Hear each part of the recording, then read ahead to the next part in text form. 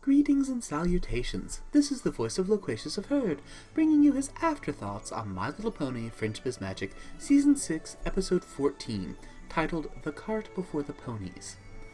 I heartily suggest that you find and watch the episode itself, sans commentary, before proceeding with either this Afterthoughts review or viewing my full reaction, which is hosted at the link in the description. Be warned, this Afterthoughts review will contain spoilers for the episode. With that out of the way, on to the review. Overall, I found the episode to be low-key, restrained, and with a smooth, slow pace. The problems and lessons, the conflict, this was set up in a fashion I found believable and in character for the ponies involved. The resolution tied the story together nicely, and the nature of the storytelling, with a focus on a small group of ponies, specifically the CMC and their sister figures, along with interpersonal problems centering around miscommunication that leads to unintended bad experiences, which in turn become teachable moments. All of this felt very first season to me, or perhaps second season. Early Generation 6 pony storytelling, which I find nostalgic and enjoyable. To me, it feels less like a step backwards and more like a revisiting of the show's roots. I enjoy how, even in this tale which harkens back to the stories of olden seasons, that early on in the episode it messes with expectations and plays around with the status quo.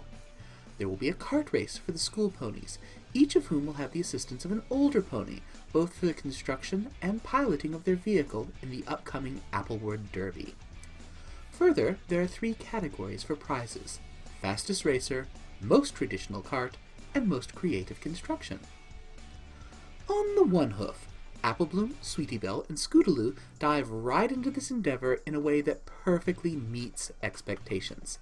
Each will ask the respective sister, or in Scootaloo's case, sister figure, for their aid.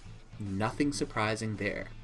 Also, we learn a bit about the history of the race and its connection with Sweet Apple Acres, not from Applejack, as would usually be the case, but from Applebloom, who is quite familiar with the story.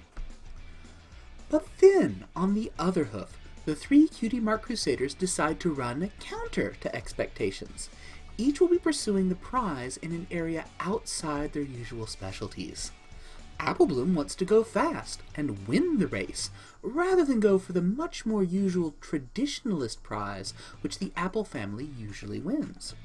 Sweetie Belle has decided that the traditional look of the vintage racers is something that she loves, and so she wants to try to build a replica, rather than following directly in her sister's hoofsteps and going for something more artistic and creative. And Scootaloo is rather bored with speed for speed's sake. She's been there and done that. Confident in her abilities, Scoots knows that if she wants to be the fastest, she can be, but she'd rather push herself in another arena, namely creativity. All of which had a somewhat showstoppers feel. The key differences here being that the various Crusaders, while stepping outside of their defined areas of specialization, first, aren't terra-bad at their new focus, and second, they're trying new things just for the fun of it, rather than in an attempt to get their cutie marks. I enjoyed how each of the Cutie Mark Crusaders was presented as well established within a particular arena of the competition, enough so that they felt there was no real challenge in playing to their strengths. This drive to broaden themselves, to improve, to do something challenging, and to do so because it's fun, was a very welcome development for their characters, or so I thought. So, each of the 3 CMCs heads off to recruit their adult assistant. And I did like the touch that Scootaloo had to take the balloon up to Rainbow Dash's house. Now, here's where the conflict falls into place. Because Applejack, Rainbow Dash, and Rarity are all enthusiastic about helping their younger sisters. Of course, their enthusiasm is a bit too enthusiastic. Not only does it lead to the older sisters effectively usurping the role of building the carts, but each of the 3 older ponies is dead set on sticking to the conventional arenas where they and their younger sisters shine. In short, Applejack, Rainbow Dash, and Rarity each make the whole race cart thing all about them, not about Applebloom, Scootaloo, and Sweetie Belle. But again, I didn't feel that any of the ponies were acting truly out of character, just that some of their flaws were more prominently on display than usual. Applejack is a traditionalist, and she's stubborn. and you can double that when it comes to family. So this talk of making a modern, speedy racer is nonsense that she shuts down hard.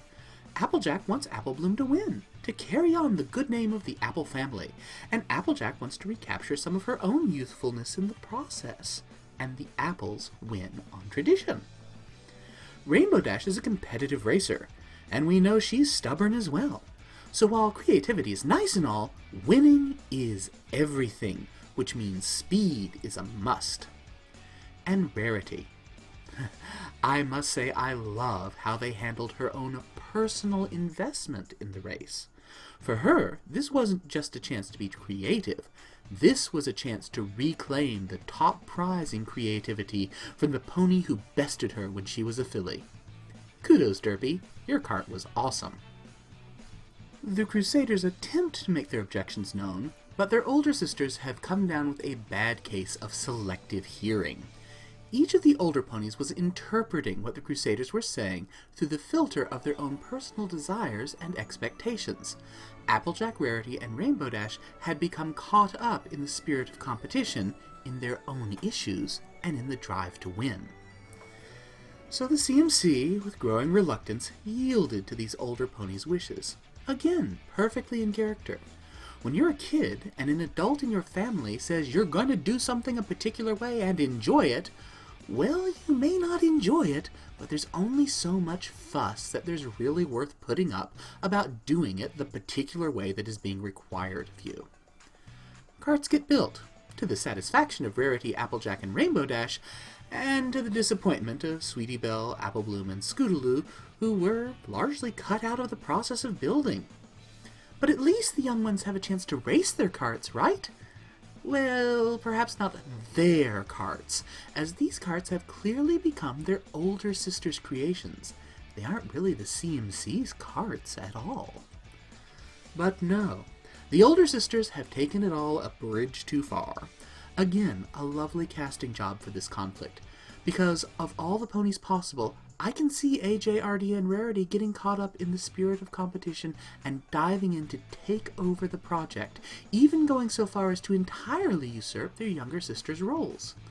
No, it's not a praiseworthy or good aspect of their characters, but it's something I can easily see that each of them might well struggle with from time to time, and this time they failed in their struggle. Also, Cheerleader Cheerilee is totes adorbs. One eye roll at AJ, RD, and Rarity's role as drivers, rather than the usual older pony role of passenger with the school ponies behind the wheel, and the race is off. A lovely tune, and some fun cars. Nice to see that Diamond Tiara seems to be getting along much better with the family butler. And it says something about her family dynamics that when called on to pick an older pony to help her, she didn't go with either of her parents for this task, but to the pony who has always actually helped her, even if, or perhaps especially when, she didn't really deserve the help. And odd that Silver Spoon didn't have a racer at all. I wonder if this is supposed to imply that she hasn't got an older pony in her life, that she's comfortable asking for help in this sort of thing, or if she's just not that into racing. I have no idea who the little fellow who got Derpy to help him out is, but mad props to him and to her. That boxy car is a delight. And the final contestant I'll really address is Snips, along with an older family member, possibly his father or an older brother. Loved the mustache and the callback to Ghostbusters. Their striped pole cart means Snips's cutie mark of scissors makes so much more sense to me now. The family business is apparently a barber shop. Again, odd that we didn't see snails in the race. The song is sung, and disaster strikes. Rarity, Applejack, and Rainbow Dash have a massive collision which turns into a free-for-all pile-up. No cart is left unscathed. Even in disaster, the three older sisters are still owning everything about the race. The carts, the driving, the entire experience, which is, at long last, entirely too much for the Crusaders. They explode, rather justifiably, at their older sisters having taken over everything about what was supposed to be an experience for the younger ponies. Looking around, AJ, RD, and Rarity are brought to their senses.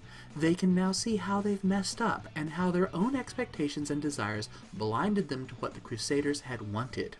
which leads to a valuable pair of lessons being learned. First, that it's okay to speak up for yourself, even when addressing someone older than you. Second, that it's wise to really listen to others, striving to understand what they're saying and wanting, rather than projecting your own wants and desires onto their speech. A valuable lesson in communication. And, due to the wreck, it's a chance to start over, to do things right. This time around, the sisters actually assist, rather than leading, the Build-A-Cart projects. The results are exactly what the CMC wanted in the first place. Applebloom has a swift racer, Sweetie Belle has a delightfully traditional cart, and Scootaloo has rebuilt her roadster not as a chicken, but as a phoenix, risen from the ashes of the earlier destruction.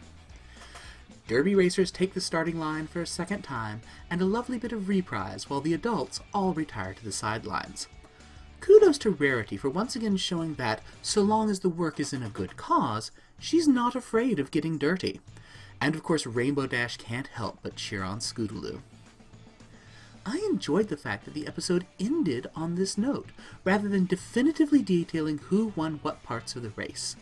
I felt this reinforced the episode's lessons. The message about speaking up and listening was the important part. The race itself, that was ultimately much less important.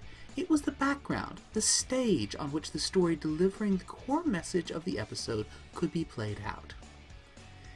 If you wish to see my full reaction to My Little Pony, Friendship is Magic, Season 6, Episode 14, titled The Cart Before the Ponies, the link, as I mentioned earlier, is in the description. Feel free to leave any comments or likes for that reaction here on this Afterthoughts review.